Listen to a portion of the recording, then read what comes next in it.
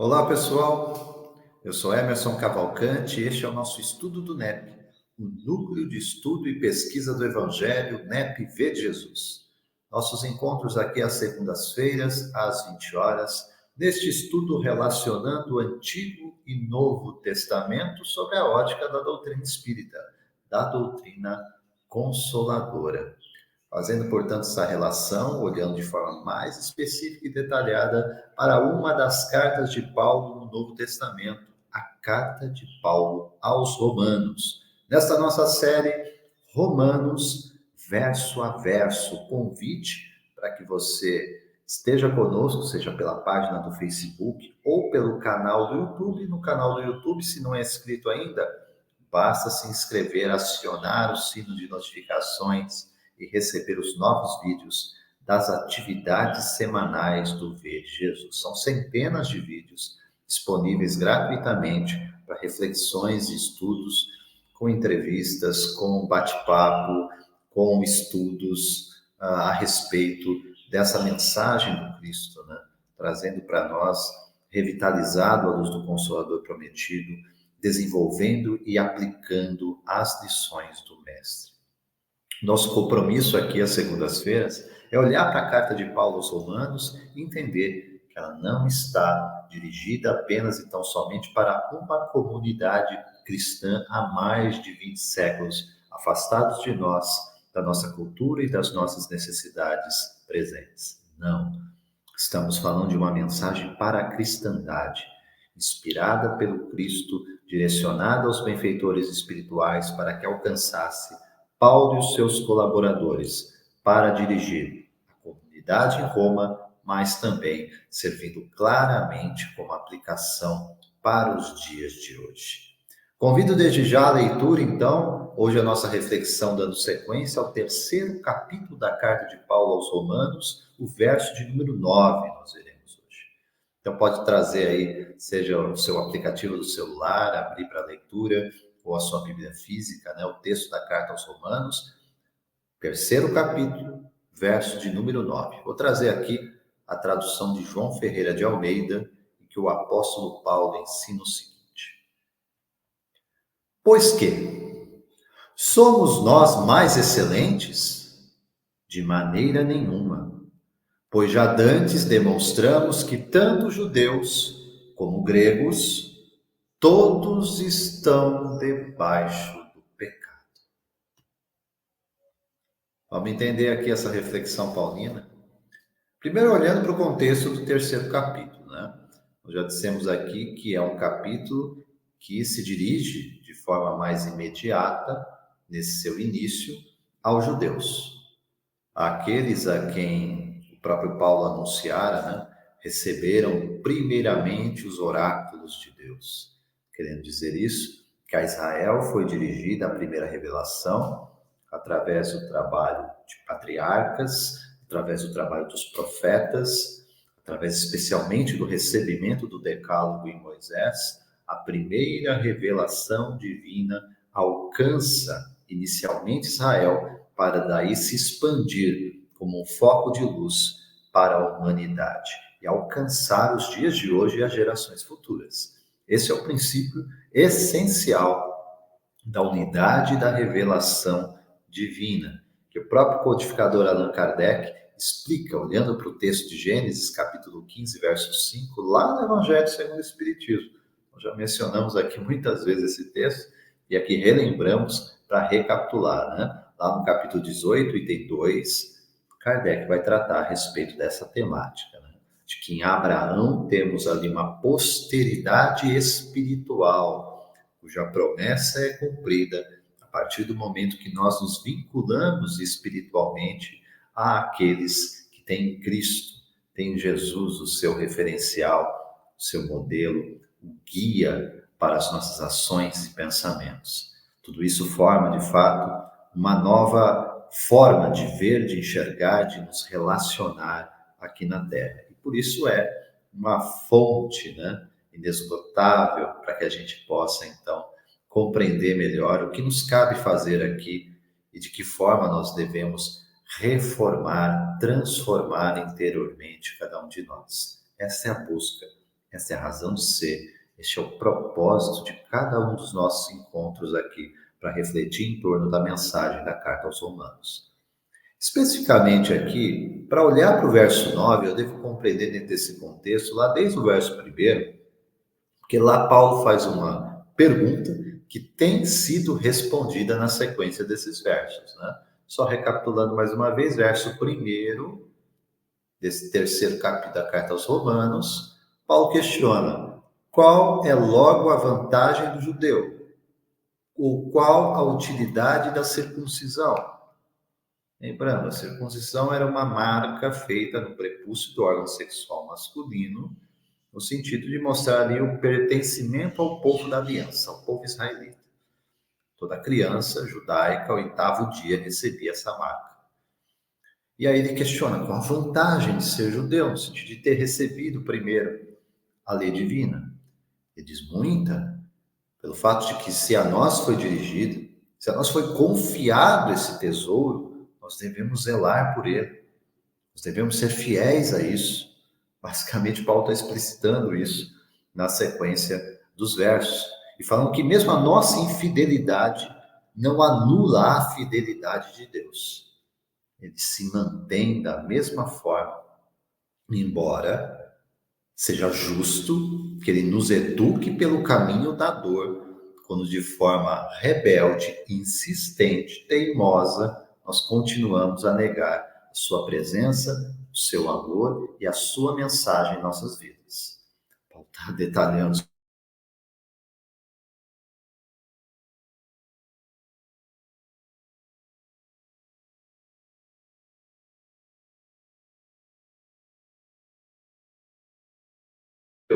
somos nós, judeus, mais excelentes, melhores que os outros? Resposta paulina é desconcertante. E vai formar assim, ó, de maneira nenhuma. Isso quebra com aquilo que Emmanuel, no livro A Caminho da Luz, vai tratar, né? Vai dizer, quando menciona a própria situação espiritual dos judeus, Paulo vai mencionar a situação espiritual dos judeus em A Caminho da Luz, como aqui disse Emmanuel Chico Xavier, e vai falar sobre aquela aristocracia espiritual. Quer dizer, aquele entendimento do governo dos melhores, dos eleitos, daqueles que estão apartados, separados do restante e, de certa forma, teriam certos privilégios diante de Deus. Veja, Paulo, doutor da lei, judeu, está olhando para toda essa tradição, toda essa história, esse padrão de pensamento e está quebrando com isso. Está falando assim, pois que somos nós mais excelentes, nós judeus, somos melhores do que os demais, somos melhores do que os outros povos, as outras nações, temos algum privilégio diante de Deus? Paulo responde, de maneira nenhuma, de forma alguma, porque já demonstramos que tanto judeus como gregos, entendendo aqui, os estrangeiros, os gentios, aqueles que estão fora de Israel, todos eles, judeus e gregos, estão debaixo do pecado. O conceito de pecado nós já trazemos aqui, né?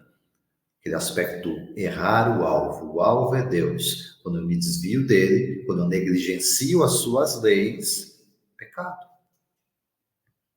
E esse aspecto, então, que tem muito a ver com a presença do mal no mundo, da forma como os próprios benfeitores espirituais vão nomeá-lo na obra do Livro dos Espíritos, dizendo que ele, o mal, é tudo aquilo que se afasta do bem, e o bem é tudo aquilo que está conforme a lei divina.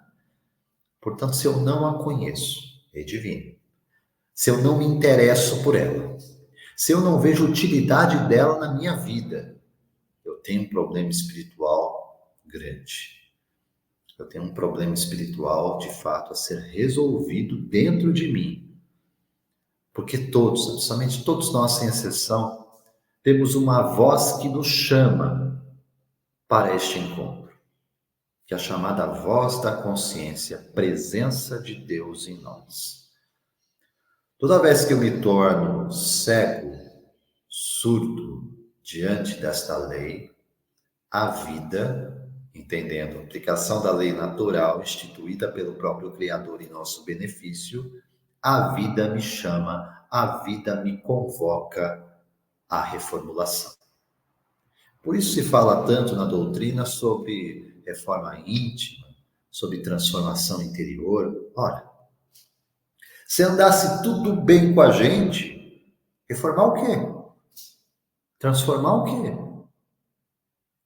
A questão que deve ser aprofundada, no entanto, especialmente quando eu estou vendo a gravidade do que Paulo está anunciando aqui, que não há sobre a terra um grupo melhor que o outro. Não há os mais excelentes.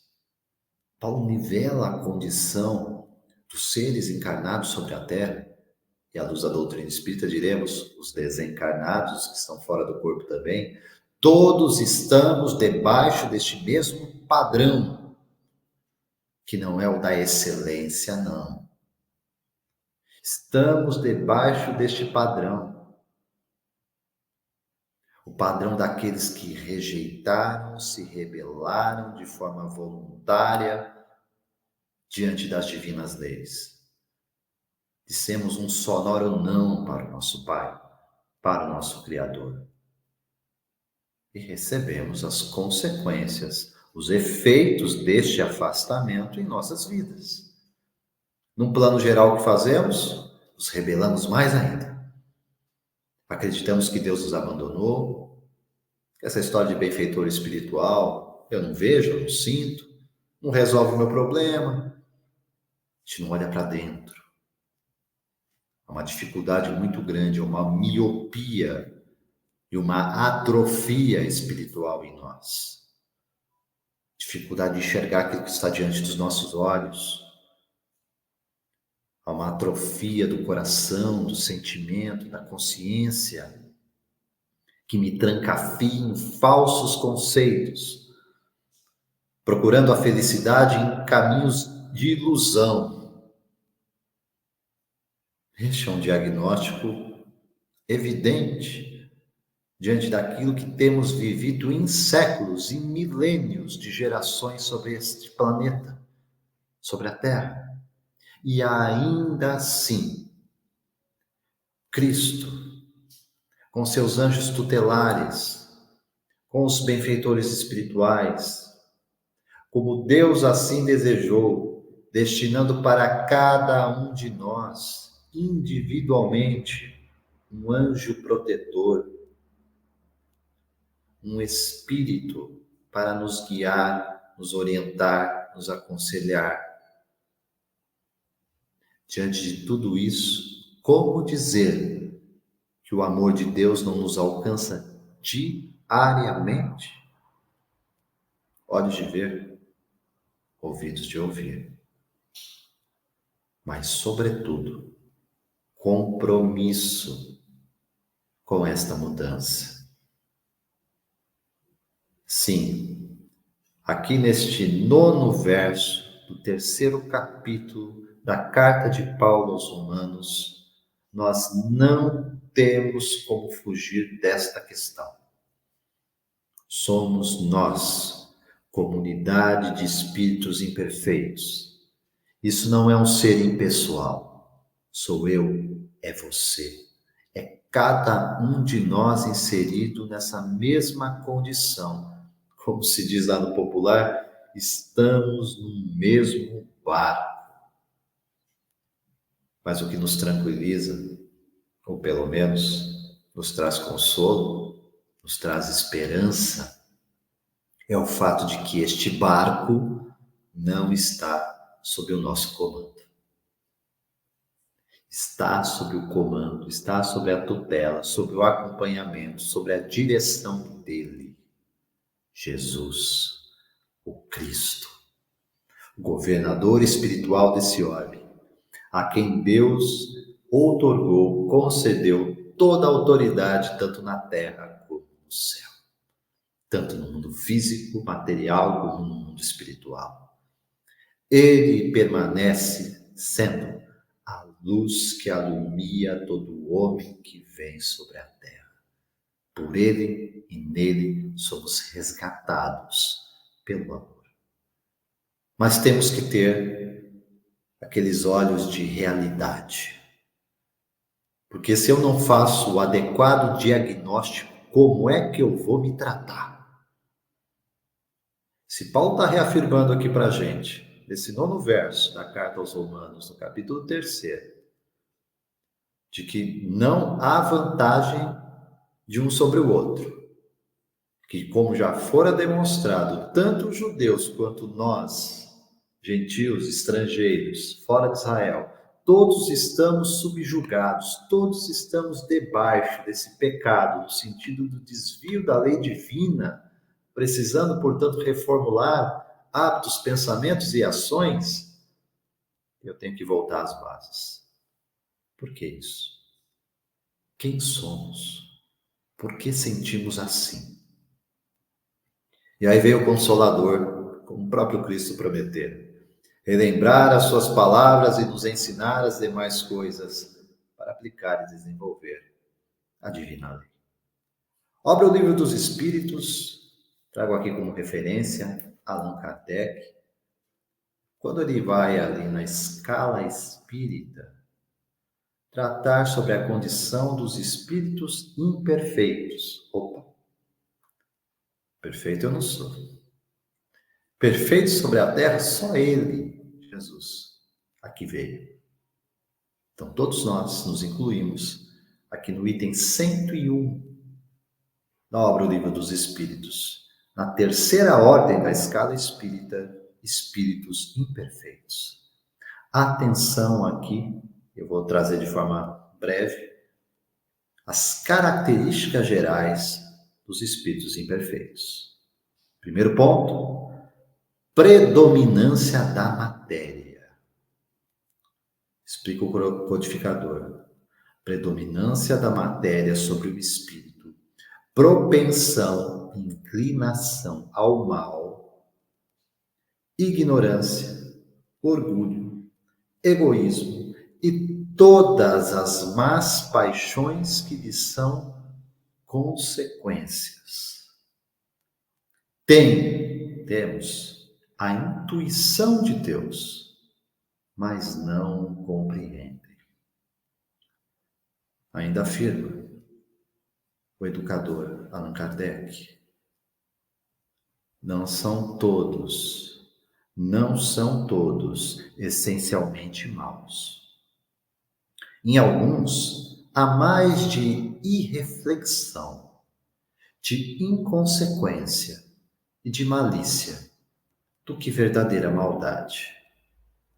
Uns não fazem o bem nem o mal. Porém, só pelo fato de não fazerem o bem, já denotam, já mostram a sua inferioridade. Outros, ao contrário, se comprazem, se satisfazem no mal, ficam satisfeitos quando encontram a oportunidade de fazê-lo. Eles podem aliar esta maldade, a malícia, também à inteligência. A inteligência humana. A inteligência, portanto, que vai favorecê-los para cumprir os seus maus propósitos. Mas qualquer que seja, confirma Allan Kardec, qualquer que seja o seu desenvolvimento intelectual, suas ideias são pouco elevadas e seus sentimentos mais ou menos inferiores. Vou dar uma pausa aqui, lá no Livro dos Espíritos continua essa conversa, né? Item 101 da obra, fica aqui, né, como dica para essa reflexão. Mas só no que eu fiz aqui a leitura, gente, junto com vocês, percebam.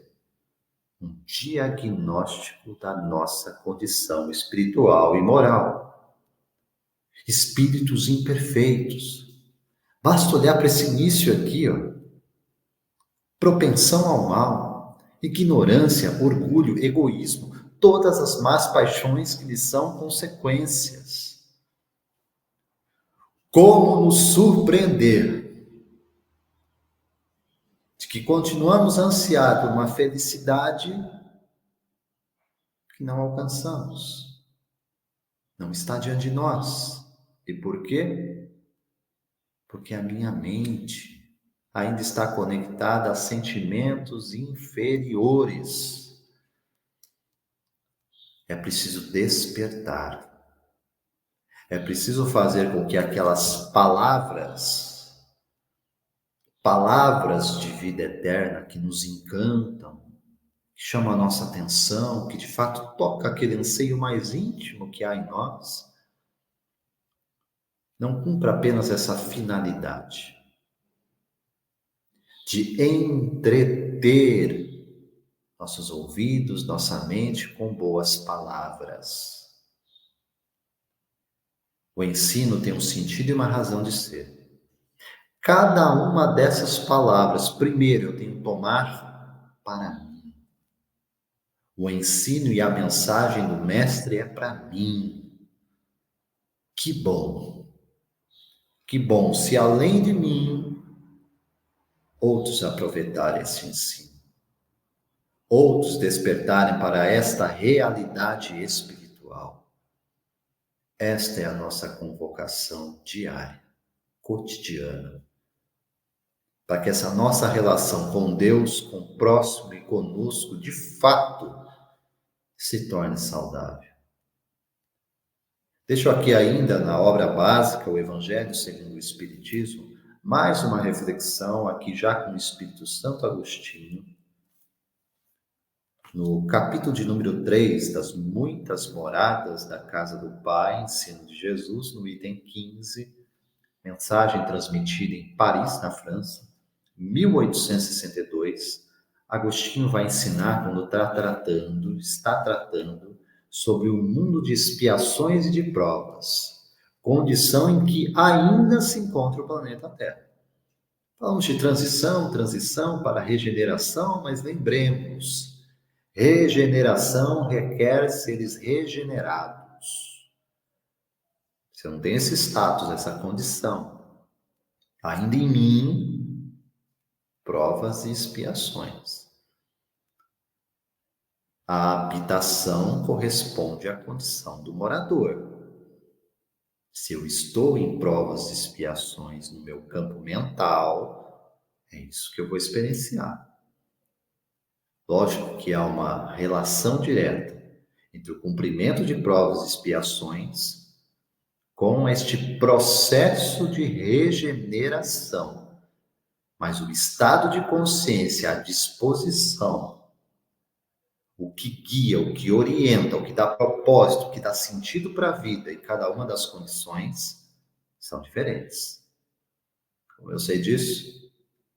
Se diante da prova, se diante da expiação, eu continuo rebelado, é sinal de que eu ainda não despertei para a lição.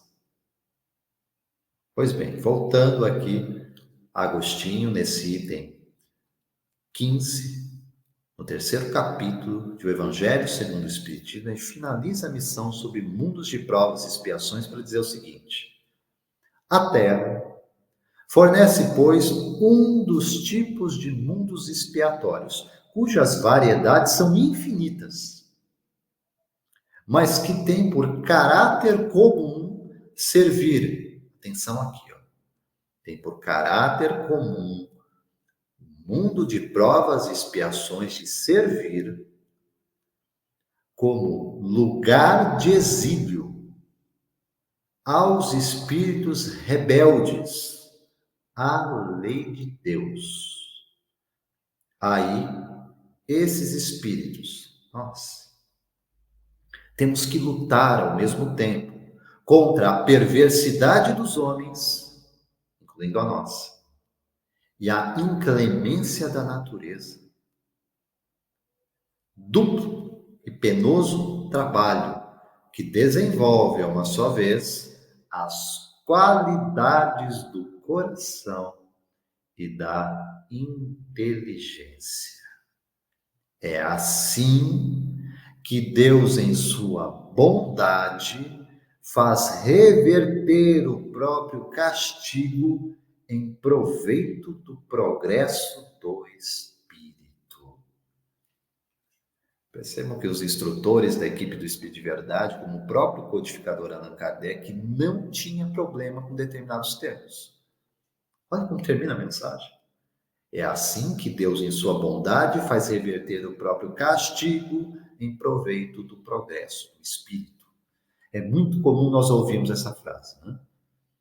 Ah, Deus não castiga, porque se ele castigasse, ele seria mau, ele negaria o seu caráter. Como assim? O que eu não posso entender, e aí é o problema de interpretação nossa, é de que o castigo representa Deus nos maltratando. Isso de fato negaria o seu caráter. Mas por que ele não pode penalizar um infrator como eu, um infrator como cada um de nós, como já vimos aqui ao longo dessa reflexão de hoje? Como é que ele não poderia punir, penalizar um infrator como eu, no sentido de me reeducar? Não é justo que seja assim? E que esta reeducação ainda venha dosada. E como é dosada?